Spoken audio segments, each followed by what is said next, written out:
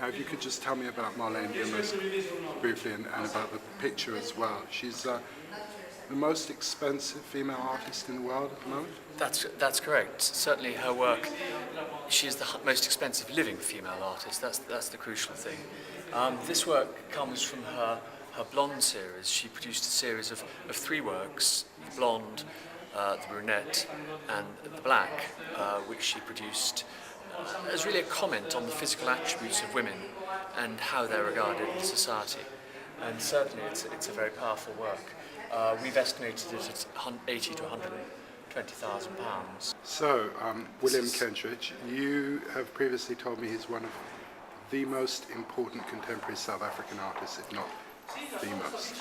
I think that's right. I mean, he's one of the only, or is the only African artist with his own room in the Met. He's an enormously versatile artist, and certainly this work is when he was painting in a more traditional media. It dates from '85. His later work he painted slightly more monochromatically. He's then moved into video art. He's now very much involved in design and designed operas, and I think he had one at La Scala recently. And certainly his versatility seems to know no bounds. I mean, we see all sorts of wonderful works, and certainly in print as well. I mean, he was an extraordinarily versatile artist. This work is a very unusual work because as an oil painting, he produced very few oils. In fact, in the 15 years that I've been dealing in art, it's the first oil that I've seen of his.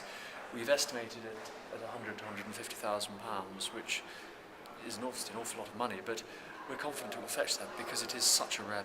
When Mandela was producing the lithographs, at the same time, the artists who were encouraging and helping him to paint persuaded him to make imprints of his hands, and they made about 4 or 5, and it might be a complete, well, it is a coincidence, but it's an extraordinary coincidence that when he made it, the imprint at the centre was the image of Africa. And I had a few people say, well, it's a con, it's not real, but genuinely I've seen a film of him making these prints, and about the 3rd one they suddenly realised that the centre of his hand produced an image of Africa, which was an extraordinary and wonderful coincidence. But anyway, this one's estimated 5,000 to 7,000, and we're hoping for it.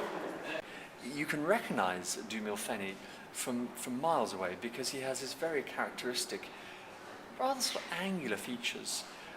He was a very active anti-apartheid campaigner, and certainly a lot of his work show also some kind of sort of almost incipient madness. I've seen some very peculiar works by him. If one moves here to the left, you can see this work of this, what we call Beast on a Bicycle, and there we see a very humorous, very unusual interpretation of this ape on the bicycle, but a lot of them are commentary on apartheid and the injustice in South Africa that he was seeing at the time.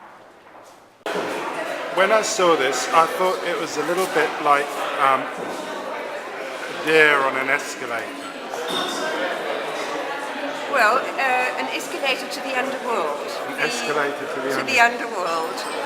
The title of it is Subterranean Voyage, and it's really about the journey that we all take to the other side. So you think Emma Stone's too expensive? No, I don't mean she's too expensive, but I think prices in general are overrated. I don't think she's got a wonderful artist, but I don't think she should be sold, or she's worth 250,000 or 300,000 pounds.